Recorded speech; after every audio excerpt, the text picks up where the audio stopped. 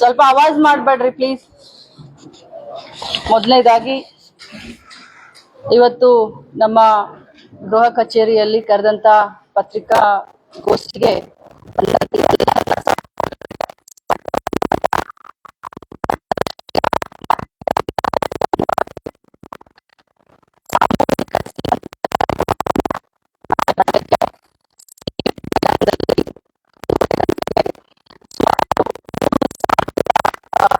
ಹೆಣ್ಮಕ್ಕಳಿಗೆ ಬೆಳಗಾವಿ ಗ್ರಾಮೀಣ ಕ್ಷೇತ್ರದ 3,000 ಬಸರಿ ಹೆಣ್ಮಕ್ಕಳಿಗೆ ಸಾಮೂಹಿಕವಾಗಿ ಸೀಮಂತ ಕಾರ್ಯಕ್ರಮವನ್ನು ನಾವು ಏರ್ಪಾಡು ಮಾಡಿದ್ದೀವಿ.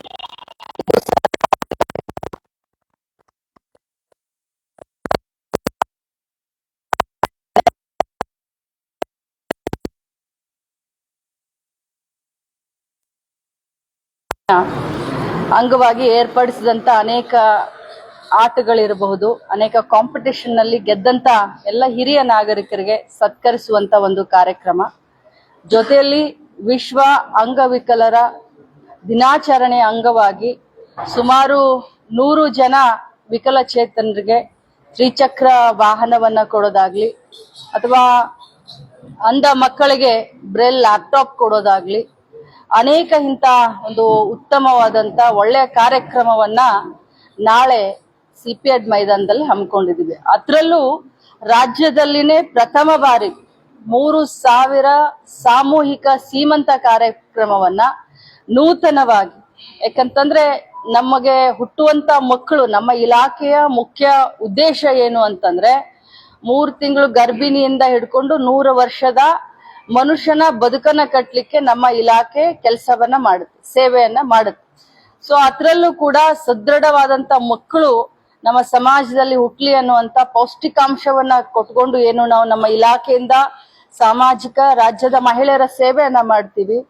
ಸೊ ಈ ಸೀಮಂತ ಕಾರ್ಯಕ್ರಮ ವಿಶೇಷವಾಗಿ ಹುಟ್ಟುವಂತ ಮಗ ಆರೋಗ್ಯಪೂರ್ಣವಾಗಿರ್ಲಿ ಮತ್ತು ತಾಯಿ ಆರೋಗ್ಯವಾಗಿರ್ಲಿ, ಜೊತೆಯಲ್ಲಿ ತಾಯಿಯ ಮಾನಸಿಕತೆ ವಿಕಸನಗೊಳ್ಳಿ, ಒಂದು ದಿನ ನಮ್ಮ ಇಲಾಖೆಯ ಜೊತೆ ಅವರು ಸಂತೋಷದಿಂದ ಇರ್ಲಿ ಅಂತ ಹೇಳಿ ಬಹಳಷ್ಟು ವಿಶೇಷವಾದಂತ ಕಾರ್ಯಕ್ರಮವನ್ನ ಮೊದಲನೇ ಬಾರಿಗೆ ನಾವು ರಾಜ್ಯದಲ್ಲಿ ನಾಳೆ ಬೆಳಗಾವಿನಲ್ಲಿ ಮಾಡ್ತಾ ಇದ್ದೀವಿ. ಅನೇಕ ಸ್ತ್ರೀ ಶಕ್ತಿ ಗುಂಪುಗಳ ಮಳಿಗೆಗಳು 5 ಜಿಲ್ಲೆಯಿಂದ, ಇದು ವಿಭಾಗೀಯ ಮಟ್ಟದ ಸ್ತ್ರೀ ಶಕ್ತಿ ಸಂಘಗಳಿಗೆ ಒಂದು ಅವಕಾಶವನ್ನ ನಾನು ಕೊಟ್ಟಿದ್ದೀನಿ. 5 ಜಿಲ್ಲೆಯಿಂದ ಬೆಳಗಾವಿಗೆ ಬಂದು ಒಂದು ಅವರು ಮಾಡಿದಂತ ವಸ್ತು ಪ್ರದರ್ಶನವನ್ನ ಕೂಡ, ಮಳಿಗೆಗಳ ಉದ್ಘಾಟನೆ ಕೂಡ ಇದೆ. ಮತ್ತು ರಾಜ್ಯದಲ್ಲಿ ಏನು ನಾವು ಪ್ರತಿ ಬಾರಿ ವಿಶ್ವ ಮಹಿಳಾ ದಿನಾಚರಣೆ ಅಂಗವಾಗಿ ನಮ್ಮ ಇಲಾಖೆಯಿಂದ ಕಿತ್ತೂರು ರಾಣಿ ಚೆನ್ನಮ್ಮನ ಪ್ರಶಸ್ತಿಯನ್ನ ಕೊಡ್ತೀವಿ. ಆ ಒಂದು ಪ್ರಶಸ್ತಿಗೆ ಭಾಜನ ಆದಂತವ್ರಿಗೂ ಕೂಡ ನಾಳೆ ನಾವು ಸತ್ಕಾರವನ್ನ ಮಾಡ್ತಾ ಇದ್ದೀವಿ. ಅನೇಕ ಬೇರೆ ಬೇರೆ ಕ್ಷೇತ್ರಗಳಲ್ಲಿ ಏನು ಸಾಧನೆಯನ್ನ ಮಾಡಿದಂತ ಮಹಿಳೆಯರನ್ನ ಮತ್ತು ಹಿರಿಯರನ್ನ ಮತ್ತು ಮಕ್ಕಳನ್ನ ಕರೆದು ವಿಶೇಷವಾಗಿ ಅವರಿಗೆ ಸತ್ಕಾರ ಮಾಡುವಂತ ಕಾರ್ಯಕ್ರಮ ಇದೆ. ಈ ಕಾರ್ಯಕ್ರಮದಲ್ಲಿ ಜಿಲ್ಲೆಯ ಎಲ್ಲ ಶಾಸಕರಿಗೆ ಆಹ್ವಾನವನ್ನ ಕೊಟ್ಟಿದ್ದೀವಿ. ಜಿಲ್ಲಾ ಉಸ್ತುವಾರಿ ಸಚಿವರು ಕೂಡ ಈ ಕಾರ್ಯಕ್ರಮಕ್ಕೆ ಭಾಗವಹಿಸ್ತಾ ಇದ್ದಾರೆ. ಸೊ ಒಂದು ವಿಶೇಷವಾದಂತ ಒಂದು ಕಲ್ಪನೆಯನ್ನ ಇಟ್ಟುಕೊಂಡು ಪ್ರತಿ ಬಾರಿ ಒಂದು ಹೊಸತನವನ್ನ ವಿಚಾರ ಮಾಡುವಂತ ನನಗೆ ಯಾವತ್ತಿದ್ರೂ ಕೂಡ ತಮ್ಮ ಸಹಕಾರ ಇರ್ಲಿ, ತಮ್ಮ ಪ್ರಚಾರ ಇರ್ಲಿ, ಈ ಒಂದು ವಿಷಯಕ್ಕೋಸ್ಕರ ತಮ್ಮನ್ನೆಲ್ಲರನ್ನು ಇವತ್ತು ನಾನು ಪತ್ರಿಕಾ ಮಾಧ್ಯಮಕ್ಕೆ ಕರೆದಿದ್ದೀನಿ. ಖಂಡಿತವಾಗ್ಲು, ಯಾಕಂದ್ರೆ ಸೀಮಂತ ಕಾರ್ಯಕ್ರಮ ಅಂತಂದ್ರೆ ಮಹಿಳೆಯರಿಗೆ ನಾವು ಎಲ್ಲ ರೀತಿಯಾದಂತ ಕಾರ್ಯಕ್ರಮವನ್ನ ಮಾಡ್ಬೇಕಾಗತ್ತೆ. ಸೀರೆ ಆಗಿರಬಹುದು, ಏನು ಸೀಮಂತ ಕಾರ್ಯಕ್ರಮದಲ್ಲಿ ಒಂದು ತವರ್ ಮನೆಗೆ ಮಗಳನ್ನ ಕರೆದು ಯಾವ ರೀತಿ ಸೀಮಂತ ಕಾರ್ಯಕ್ರಮ ಮಾಡ್ತಾರೋ ಅಷ್ಟೇ ಅದ್ದೂರಿಯಾಗಿ ಅವ್ರಿಗೆ ಹೋಳಿಗೆ ಊಟನೂ ಹಾಕಿಸ್ತೀವಿ, ಅವ್ರಿಗೆ ಅಷ್ಟೇ ಅದ್ದೂರಿಯಾಗಿ ಅವ್ರಿಗೆ ಉಡಿ ತುಂಬುವಂತ ಕಾರ್ಯಕ್ರಮವನ್ನು ಕೂಡ ಮಾಡ್ತೀವಿ. ಜೊತೆಯಲ್ಲಿ ನಮ್ಮ ಇಲಾಖೆಯಿಂದ ತಾವು ಹೇಳ್ದ ಹಾಗೇನೋ ಒಂದು ಕಿಟ್ ಬಗ್ಗೆ ತಾವು ಹೇಳಿದ್ರಿ, ನಮ್ಮ ಇಲಾಖೆಯಿಂದ ಪ್ರತಿ ಗರ್ಭಿಣಿಗೆ ಇಂತಿಷ್ಟು ತಿಂಗಳಿಗೆ ಅಂತ ಆಹಾರ ಇರುತ್ತೆ. ಸೊ ಅದನ್ನು ಕೂಡ ಅವ್ರ ಮನೆಗೆ ಟೇಕ್ ಹೋಮ್ ರೇಷನ್ ಅಂತ ಹೇಳ್ತೀವಿ ನಾವು, THR ಅಂತ ಹೇಳ್ತೀವಿ. ಮೊದ್ಲು ಹೇಗಿತ್ತು ಅಂತಂದ್ರೆ ಆ ಎಲ್ಲ ಅಂಗನವಾಡಿಗೆನೆ ಬಂದು ಗರ್ಭಿಣಿಯರು ಊಟ ಮಾಡುವಂತ ಕಾರ್ಯಕ್ರಮ ಇತ್ತು. ಕೆಲವರು ಬರ್ತಾ ಇದ್ರು ಅಂಗನವಾಡಿಗೆ, ಕೆಲವರು ಎಲ್ಲಿ ಬಿಡಪ್ಪ ಮಧ್ಯಾಹ್ನ ಊಟಕ್ಕೆ ನಾವು ಅಲ್ಲಿವರೆಗೆ ಹೋಗೋಣ ಅಂತ ಕೆಲವರು ಬರ್ತಾ ಇರ್ಲಿಲ್ಲ. ಸೊ ನಾನ್ ಮಂತ್ರಿ ಆದ್ಮೇಲೆ ಅದು ಬೇಡವೇ ಬೇಡ, ಅವ್ರಿಗೆ ಪೌಷ್ಟಿಕ ಅಂಶ ಅವ್ರಿಗೆ ಇರ್ಲಿ ಅಂತ ಹೇಳಿ ಅವ್ರ ಮನೆಗೆನೆ ರೇಷನ್ ಕೊಡುವಂತ ವ್ಯವಸ್ಥೆಯನ್ನ ಮಾಡಿ.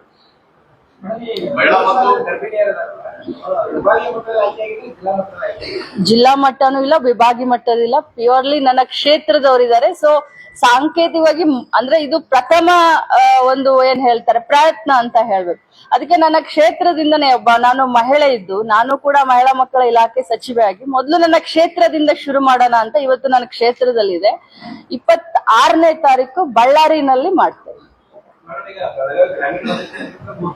ಹೌದು, ಬೆಳಗಾವಿ ಗ್ರಾಮೀಣ ಮತಕ್ಷೇತ್ರದಿಂದ 3,000 ಗರ್ಭಿಣಿ ಮಹಿಳೆಯರಿಗೆ ಸೀಮಂತ ಕಾರ್ಯಕ್ರಮ.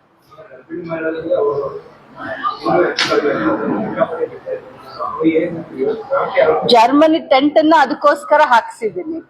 ಬಹಳ ಬಿಸಿಲಿರುತ್ತೆ ಅಂತ, ನೀರಿನ ವ್ಯವಸ್ಥೆ ಇದೆ. ಅವ್ರಿಗೆ ಬರ್ಬೇಕಾದ್ರೆ ನಮ್ಮ ಅಂಗನವಾಡಿ ಕಾರ್ಯಕರ್ತರಿಗೆ ಹೇಳಿದೀವಿ, ಗ್ಲುಕೋಸ್ ಪ್ಯಾಕೆಟ್ ನ ಕೊಡ್ಬೇಕು, ಬಿಸ್ಕೆಟ್ ಅನ್ನ ಕೊಡ್ಬೇಕು, 1 ಲೀಟರ್ ಬಿಸ್ಲರಿ ನೀರನ್ನ ಕೊಡ್ಬೇಕು.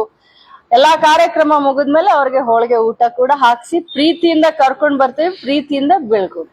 ಅವ್ರನ್ನ ಮನೆಯಿಂದ ಕರ್ಕೊಂಡ್ ಬಂದು ಮನೆಗೆ ಕಳಿಸೋವರೆಗೂ ಕೂಡ ನಮ್ಮ ಅಂಗನವಾಡಿ ಕಾರ್ಯಕರ್ತರು ಅವ್ರ ಜೊತೆಯಲ್ಲಿ.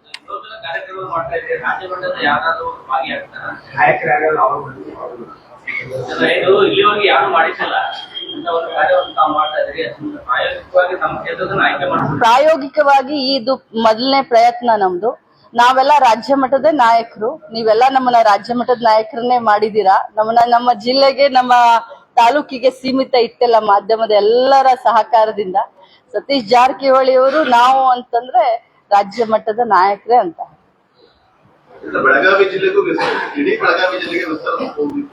ಖಂಡಿತವಾಗ್ಲೂ ಇದು ಪ್ರಾಯೋಗಿಕವಾಗಿ ಮೊದಲನೇ ಪ್ರಯತ್ನ. ಇದು ಎಷ್ಟರ ಮಟ್ಟಿಗೆ ಇದಾಗುತ್ತೆ ಅಂತ ಹೇಳಿ ನೋಡ್ಕೊಂಡು ಮುಂದಿನ ವರ್ಷದಿಂದ ಬೃಹತ್ತಾಗಿ ಮಾಡಬಹುದು. ಬರೀ ನನ್ನ ಕ್ಷೇತ್ರದಲ್ಲಿ 3,000 ಅಂದ್ರೆ ಮತ್ತೆ ಬಹಳ ಸೂಕ್ಷ್ಮ ಕಾರ್ಯಕ್ರಮ, ಬಹಳ ಡೆಲಿಕೇಟ್ ಆಗಿ ನಾವು ಅವ್ರನ್ನ ಕರ್ಕೊಂಡ್ ಬರ್ಬೇಕು. ಇದು ಸಬತ್ತಾಗಿ ಮೀನ್ಸ್ ಎಲ್ಲರೂ ಹಾಗೆ ಇದ್ದಾರೆ, ಬರ್ತಾರೆ, ಕೂತ್ಕೊಳ್ತಾರೆ 4 ತಾಸು ಅನ್ನೋ ಹಾಗಿಲ್ಲ, ಬಸುರಿ ಹೆಣ್ಮಕ್ಳು. ಸೊ ಪ್ರಾಯೋಗಿಕವಾಗಿ ಇದನ್ನ ಎಷ್ಟು ಇದು ಸಕ್ಸಸ್ ಆಗುತ್ತೆ ಅನ್ನೋದನ್ನ ನೋಡ್ಕೊಂಡು ಜಿಲ್ಲಾ ಮಟ್ಟದಲ್ಲಾಗಿರ್ಬೋದು, ಮುಂಬರುವಂತ ದಿನದಲ್ಲಿ ವಿಭಾಗೀಯ ಮಟ್ಟಕ್ಕೆ, ಯಾಕಂದ್ರೆ travel is also counts. So ಬರೀ ತಾಲೂಕ್ ಮಟ್ಟದಲ್ಲಿ ಅಷ್ಟೇ ಮಾಡ್ಬೇಕಾ, ಇಡೀ ರಾಜ್ಯದಲ್ಲಿನ ಅಥವಾ ಜಿಲ್ಲಾ ಮಟ್ಟದ ಮಾಡ್ಬೇಕು? ಇದು ಒಂದು ಪ್ರಯತ್ನ, ಮೊದಲನೇ ಪ್ರಯತ್ನ. ಇದಕ್ಕೆ ಭಗವಂತನ ಆಶೀರ್ವಾದದಿಂದ ಸಕ್ಸಸ್ ಸಿಗ್ಲಿ, ಯಶಸ್ಸು ಸಿಗ್ಲಿ. ಮುಂಬರುವಂತ ದಿನದಲ್ಲಿ ಆ ಕಾರ್ಯಕ್ರಮವನ್ನು ಕೂಡ ಮಾಡ್ತೀವಿ.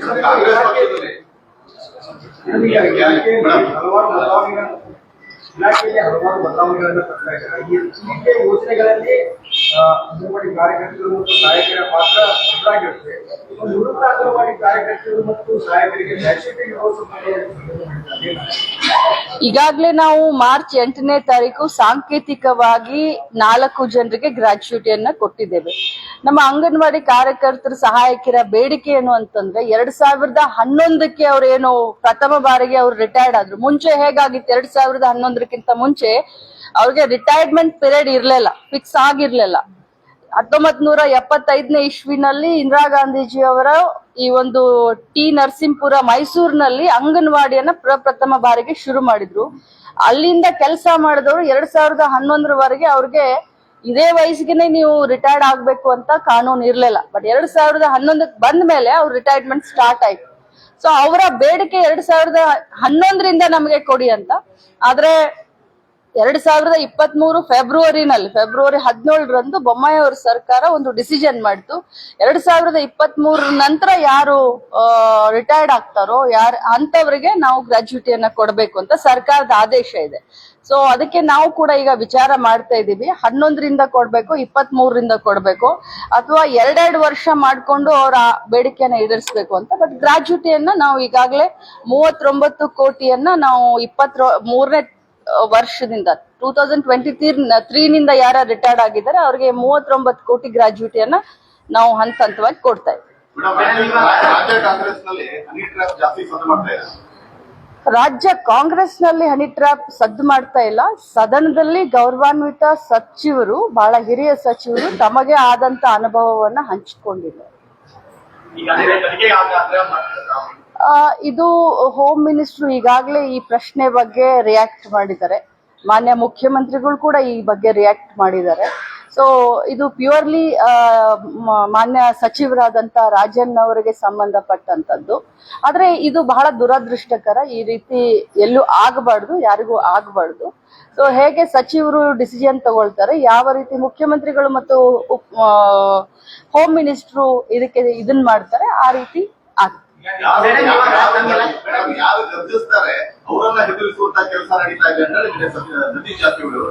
ಅದು ಬಹುಶಃ ಅವರನ್ನೇ ಕೇಳಿದ್ರೆ ಆ ಪ್ರಶ್ನೆಗೆ ಉತ್ತರ ಸಿಗುತ್ತೆ. ಯಾಕಂದ್ರೆ ಸತೀಶ್ ಜಾರಕಿಹೊಳಿ ಅವರ ಪ್ರಶ್ನೆಗೆ ಉತ್ತರ ನಾನು ಕೊಡೋದು ಸಮಂಜಸ. ನನಗೆ ಅದ್ರ ಬಗ್ಗೆ ಗೊತ್ತಿಲ್ಲ. ಮೇಡಮ್, ಇವಾಗ ನಮ್ಮ ಇಲಾಖೆಯಲ್ಲಿ ಮಕ್ಕಳ ಮತ್ತು ತಾಯಿಯನ್ನ ನಾವು ಸುರಕ್ಷಿತವಾಗಿ ಮಾಡ್ತಾ ಇದ್ದಾರೆ. ಈಗ ಹೆರಿಗೆಗೆ ಸಂಬಂಧಪಟ್ಟಂತೆ ಆ ಸುರಕ್ಷತೆ ಬಗ್ಗೆ ನಮ್ಮ ಇಲಾಖೆ ಯಾವ ರೀತಿ ಒಂದು ಕ್ರಮ ಕೈಗೊಳ್ತಾ ಇದೆ? ತಮಗೆಲ್ಲ ಗೊತ್ತಿದೆ, ರಾಜ್ಯದಲ್ಲಿ ಬಾಣಂತಿಯರ ಸಾವು ಯಾವ ರೀತಿಯಾಗಿ ಆಗಿತ್ತು. ಕೆಲವು ಡುಪ್ಲಿಕೇಟ್ ಔಷಧಿಗಳ ಹಾವಳಿ ಆಗಿರ್ಬೋದು. ಮೊನ್ನೆ ನಡೆದಂತ ಸದನದಲ್ಲಿ ಅನೇಕ ಈ ರೀತಿಯ ಕ್ವಶನ್ಗಳು ಬಂತು. ಅದಕ್ಕೆ ಸಮರ್ಪಕವಾಗಿ ನಮ್ಮ ಸಚಿವರು ಆದಂತ ದಿನೇಶ್ ಗುಂಡೂರಾವ್ ಅವರು ಕೂಡ ಇದನ್ನ ಮಾಡಿದ್ದಾರೆ. ನಮ್ಮ ಇಲಾಖೆಯ ಜವಾಬ್ದಾರಿ ಏನು ಅಂತಂದ್ರೆ ಪೌಷ್ಟಿಕಾಂಶ. ನಮ್ಮ ಇಲಾಖೆಯ ಜವಾಬ್ದಾರಿ ಪೌಷ್ಟಿಕಾಂಶ. ಇದನ್ನ ಬಿಟ್ಟು ಹೊರತಾಗಿ ಜವಾಬ್ದಾರಿಯನ್ನು ಕೂಡ ನಾವು ಬಹಳಷ್ಟು ನಮ್ಮ ಇಲಾಖೆಯಲ್ಲಿ ಬಹಳಷ್ಟು ಸೆಕ್ಷನ್ಗಳಿದಾವೆ. ಸೊ ಅದನ್ನೆಲ್ಲ ನಾವು ತಗೊಳ್ತೀವಿ. ಆಶಾ ಕಾರ್ಯಕರ್ತರದ್ದು ಒಂದು ಜವಾಬ್ದಾರಿ ಇರುತ್ತೆ, ಆರೋಗ್ಯ ಇಲಾಖೆದು ಒಂದು ಜವಾಬ್ದಾರಿ ಇರುತ್ತೆ. ಸೊ ಎಲ್ಲರೂ ಸೇರ್ಕೊಂಡು ಈ ಏನು ಬಾಣಂತಿರೋ ಸಾವು ಪ್ರಕರಣ ಆಗಿರಬಹುದು, ಇದನ್ನೆಲ್ಲ ನಾವು ಎಲ್ಲರೂ ಕೂಡ್ಕೊಂಡು ಇದಕ್ಕೆ ಕೈ ಜೋಡಿಸ್ತಾ ಇದೀವಿ. ಬಟ್ ಸ್ಪೆಷಲಿ ನಮ್ಮ ಇಲಾಖೆಗೆ ಬರುವಂತ ಜವಾಬ್ದಾರಿಯನ್ನ ನಾವು ಮಾಡ್ತೀವಿ.